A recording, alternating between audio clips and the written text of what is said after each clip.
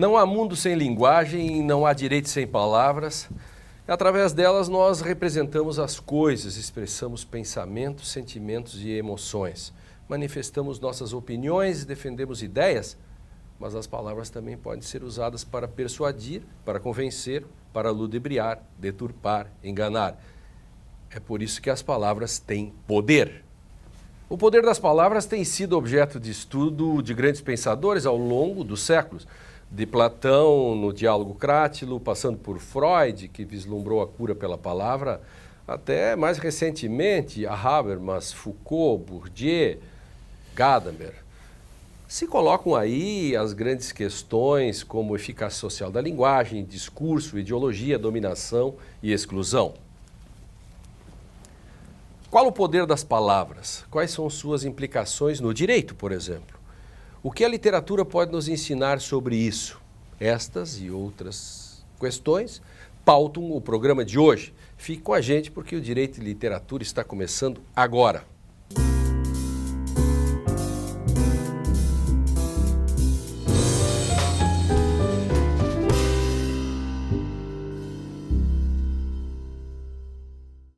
Olá, a partir de agora você acompanha um debate feito por renomados intelectuais de diversas áreas do conhecimento que vão nos ajudar a entender questões que atravessam o direito e a sociedade contemporânea por meio de obras literárias. No Direito e Literatura de hoje, que tem o apoio do Programa de Pós-Graduação em Direito da Unicinos, vamos abordar o tema O Poder das Palavras.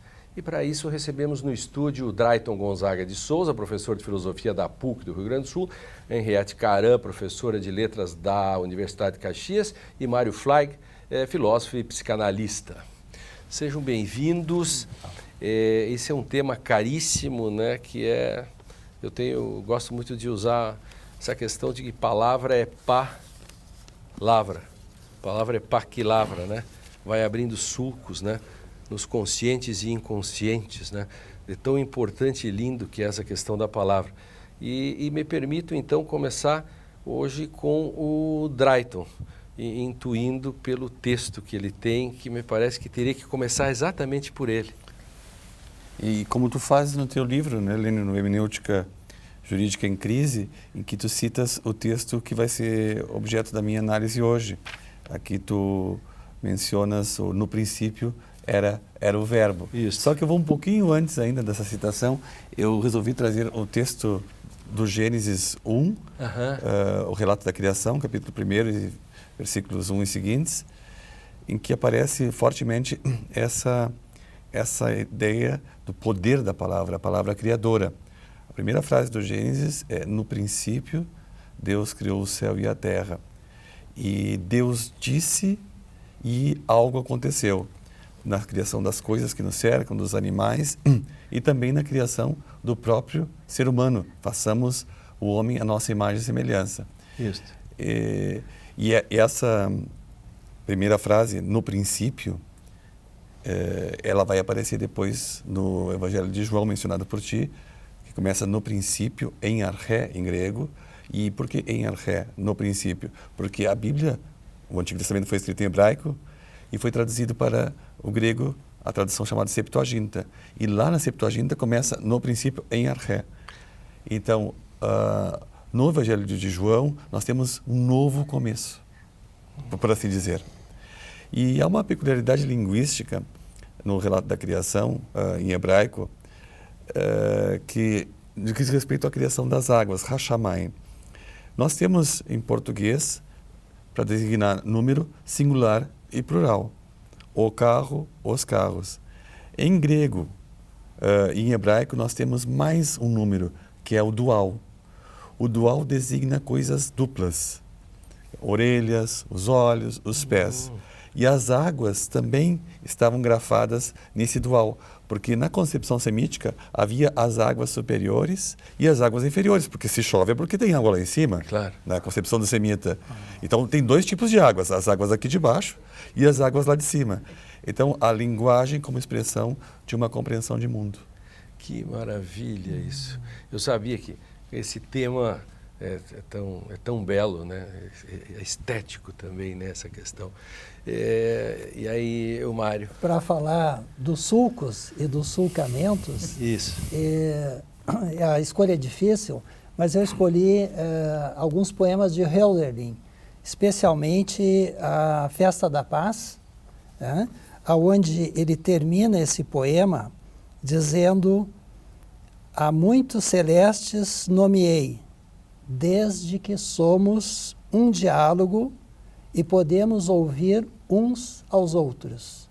Então, Hölderlin, no outro poema, que vai nos dizer que aquilo que perdura instauram os poetas, né? Ou seja, que essa dimensão da criação, ela se faz pela palavra, pelo dizer, pela fala. Que vai nessa linha do... Mas é uma fala que é atribuída, que é dom de alguns, que se chamam os poetas. Em alemão são os Dichters. E a poesia é Dichtung, que tem uma riqueza muito maior do que a poesis grega. Claro. Né? O Heidegger tem a parte no poema dele que diz die Dichters und die Denkers, os poetas e os pensadores. E os pensadores. Que são os vigilantes de Hüters, né, da casa do ser. Exatamente, estão à frente. Exatamente. Outro poema de Hölderlin, ele vai dizer, poeticamente, o homem habita. O Heidegger trabalha isso. Isso. Então, o habitar, que em final de contas, a criação vai constituir isso, a habitação, né? E como se habita? Se precisa do poeta, ou precisa isso que o poeta traz, que instaura, né? O que é instaurado pelo dizer poético. Então, Hölderlin é um dos poetas que nos traz isso, ele toca nisso. E certamente que os grandes poetas nós vamos encontrar essa dimensão, né? Fernando Pessoa, ou claro, sem dúvida Guimarães Rosa, que Guimarães, é um grande poeta. Né? Perfeito. Então, esse poeta alemão, né, que apesar de mergulhar na loucura, pôde nos deixar esse legado poético, nos aponta para uma coisa muito interessante, que se vamos a toda a fundação de uma cultura, vamos lá encontrar um grande texto que é um texto poético. O Gênesis, nos gregos, Homero, Hesíodo. Claro, né? claro. Nós, no português, Camões, que seríamos nós sem Camões, Goethe no alemão, né? Shakespeare no inglês e assim por diante. Eu visitei o castelinho do... Tu deve ter visto também, lá, Tübingen, morasse lá, né? A torre. Tübingen, da torre. Tirei fotografia lá do Hölderlin, né? Numa das passagens por lá. Aí o Heidegger diz, né? A linguagem é a casa do ser, nessa casa mora o homem, e os poetas e os pensadores são os vigilantes dessa morada. Genial isso. E você dava a bola picando, falando na fenomenologia do Guimarães Rosa, né? Podemos dizer isso. E com isso passo a palavra para a Henriette, que trouxe, né, um conto do Guimarães Rosa, que está nesse livro. Tem uma edição nova, tem inclusive uma edição de 40 anos, um lançamento novo, esse aqui é bastante antigo. Primeiras Histórias, essa coletânea sai em 1962. É o primeiro livro que o Guimarães Rosa publica depois de Grande Sertão Veredas. E esse conto, né, Famigerado, é o título do conto, traz alguns elementos que também estão presentes no Grande Sertão. É um médico do interior, e é ele o narrador, que recebe a visita de 4 homens rudes. E o líder se aproxima e diz que precisa de um esclarecimento. Havia um sujeito do governo, um moço do governo que apareceu lá para as bandas de onde ele morava e que se referiu a ele como sendo... E aí vem a maestria do Guimarães Rosa. Ele diz, gerado? Família gerado? Familiado gerado? E ele brinca com as palavras, o sujeito não consegue dizer famigerado, né? E ele quer saber que sentido tem essa palavra. E o médico, então, aterrorizado com a possibilidade de que a sua vida está correndo risco, a possibilidade de vir a ser morto, dá uma de João sem braço e começa a dizer, é inócuo, é douto. E aí o Damásio, não satisfeito, diz assim, fala em palavras de todo dia, fala em palavras do coloquial. E um pouco mais seguro, ele diz assim, olha, é uma pessoa exemplar, é uma pessoa de muito poder. E vivendo essa situação de medo, ele termina concluindo e dizendo assim, na verdade, tudo que eu queria nesse momento era ser famigerado, muito famigerado. Legal, genial. Para fazer frente, né, à ameaça que ele está sentindo. Então, nós temos aí o poder da linguagem, né? No finalzinho do conto, o Damásio vai agradecer ao doutor e ainda vai dizer a ele essas machezas de quem é culto, de quem tem instrução.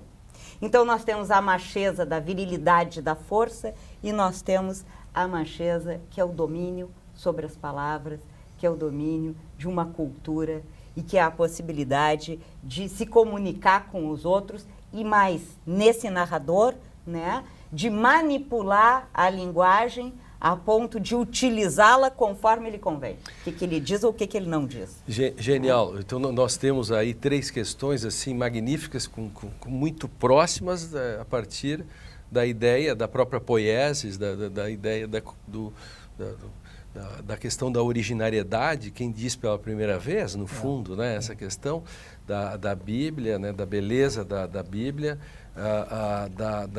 de Hölderlin, né, com do modo como Heidegger gosta do Hölderlin, foi o poeta preferido do Heidegger, né?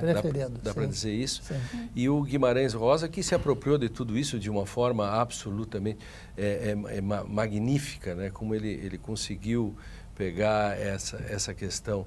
Então, toda essa questão que envolve a linguagem, outro dia eu escrevi um texto fazendo uma crítica à televisão, porque a televisão não consegue falar da enchente sem que o repórter esteja com água pelo pescoço, porque eles nem permitem que o telespectador faça a barra de interprete, eles querem fazer uma espécie de vulgata de isomorfia, né? Algo assim como se a palavra água pingasse, né? Ou a palavra bomba explodisse, né? Então, essa é uma questão da fragilidade com que nós lidamos com a linguagem na contemporaneidade. Perdemos o seu aspecto simbólico, né? O seu aspecto da interpretação, né?